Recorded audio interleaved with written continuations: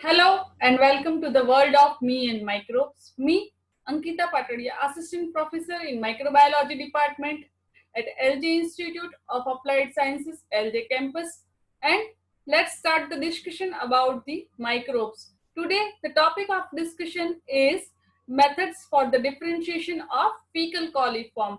The topic is from the Gujarat University syllabus, BSc Semester 3, Core Course MI 202, Soil and Water Microbiology, Unit 3, Microbiology of Drinking Water. Now, we have already discussed different tests or different analytical methods for the drinking water. In this session, we are focusing only on the coliforms. Then the coliforms are two types, fecal as well as non-fecal. But here we will discuss the differentiation test for the fecal coliform. As in the previous session, we have discussed about fecal coliforms. Three major organisms are playing role important in a fecal coliform. First is Escherichia coli, second is Enterobacter aerogenes, and third is Klebsiella pneumoniae. The first two, Escherichia coli and Enterobacter aerogenes, are very similar in different characteristics. So it is quite difficult to identify.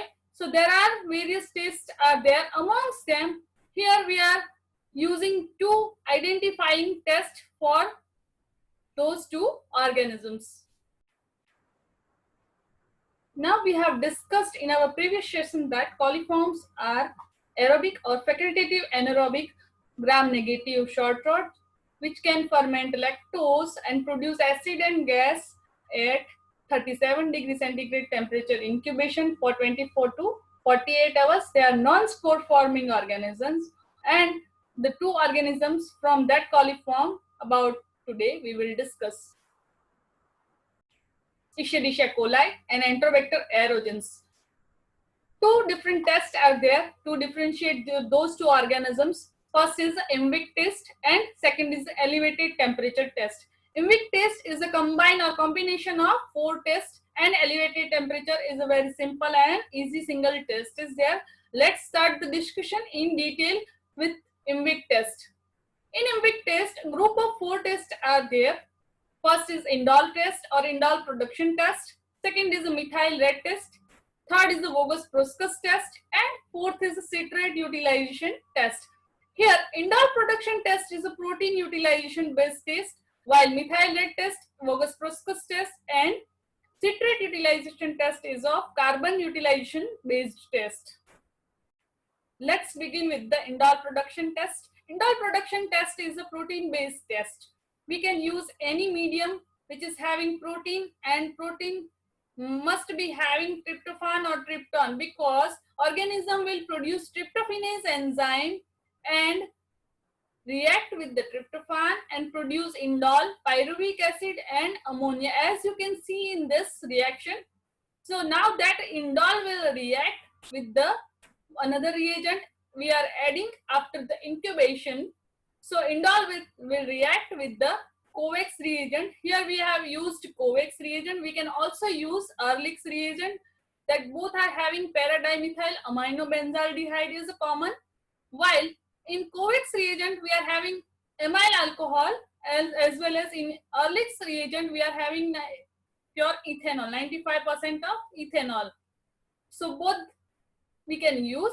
So that Covax or Ehrlich's reagent will react with the indole and that produce rosenthal dye, which is red in color. You can see that in the reaction, cherry red compound is produced. In the picture, you can also see that the medium without adding reagent, and after adding the reagent, here the red color is developed in indole production test is while showing the positive result. Here the indole production test is negative. Here we can add xylene prior to adding Covax or Ehrlich's reagent. Xylene plays two roles. First is xylene will extract the indole, that will help to react with the reagent, and second, xylene will differentiate two mediums. So whatever the indole is there, that will come on the upper layer. So two layers will be differentiated. So it will help in the reaction. The second is methyl red test, that is of carbon utilization test based. Here we can see that the organisms which utilize the glucose present in the medium and produce pyruvate. Now pyruvate will be converted to different acids. You can see that in the reaction, and that acids are finally converted to carbon dioxide and hydrogen. Now let's see the mechanism in detail. Many different pathways are there for the metabolism of glucose. You can see that Enterobacter aerogenes is producing 2,3-butene-diol, that is, and here Escherichia coli is producing different acids, organic acids, succinic acids, and all mixture.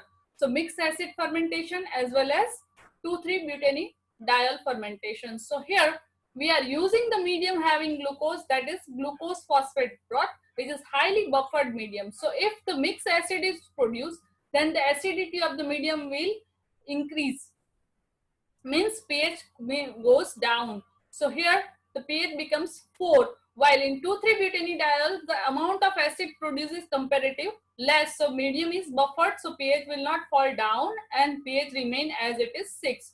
So here after that incubation of the test, we are adding methyl red, which is pH indicator dye, which will show yellow color at alkaline pH and red color at acidic pH. So if the mixed acid is there, then the pH of the medium has been fall down. So that's why the pH of the medium becomes 4 and shows the red color. And here you can see that in a second tube, the color of the medium is yellow. So that is showing negative test. Here the test is showing positive results and red color is produced of the medium just because of methyl red indicator we have added after the test.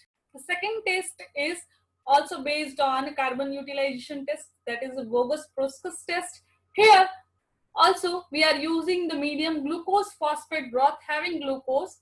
Now glucose is fermented via 2,3-butene-diol fermentation. Here glucose is converted to 2 molecules of pyruvate, we can see that, and then acetolactate, and finally acetone to 2,3-butene-diol. Now this acetone here will convert it to diacetyl by adding alpha naphthol and 40% KOH, which works as a catalyst. So that diacetyl will react with the guanidine nucleus of arginine that is present in the medium, or that is present in the medium having protein. We can also add some extra creatinine which provide the guanidine nucleus of arginine.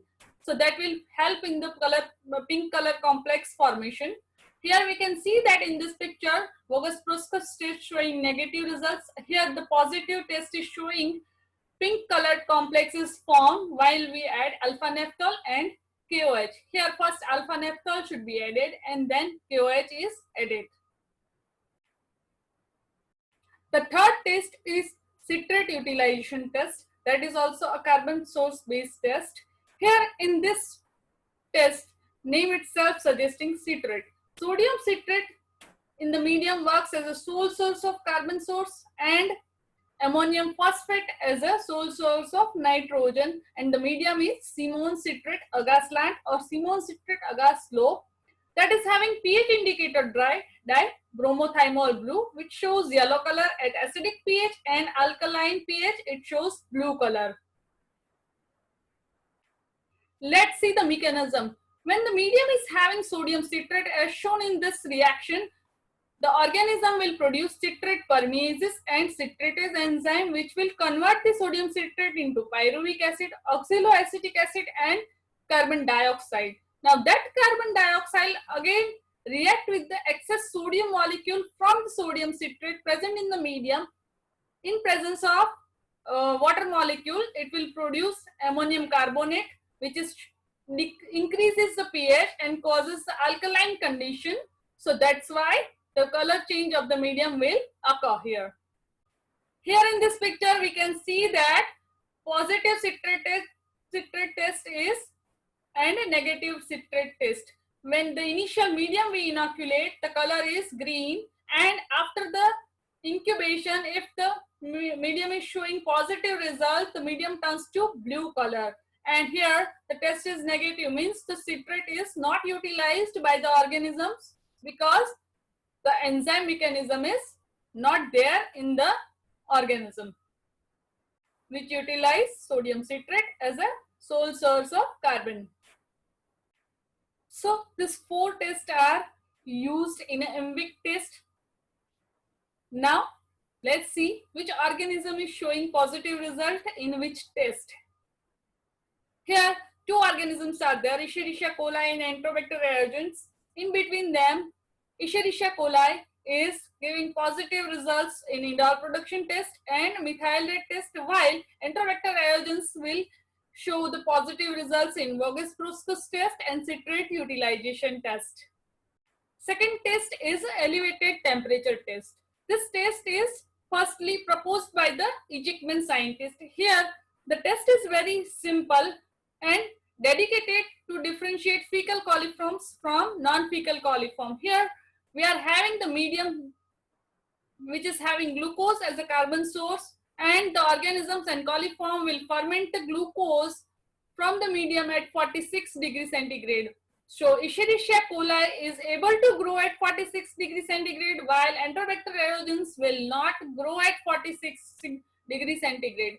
Enterobacter aerogenes is inhibited at that higher temperature, but both can ferment glucose. So if the temperature is high, the growth is inhibited in case of Enterobacter aerogenes. So now this is very clear to differentiate between those two organisms, Escherichia coli and Enterobacter aerogenes. These tests are enough to differentiate those. Here the list of references which I have used to prepare and discuss this topic. Thank you.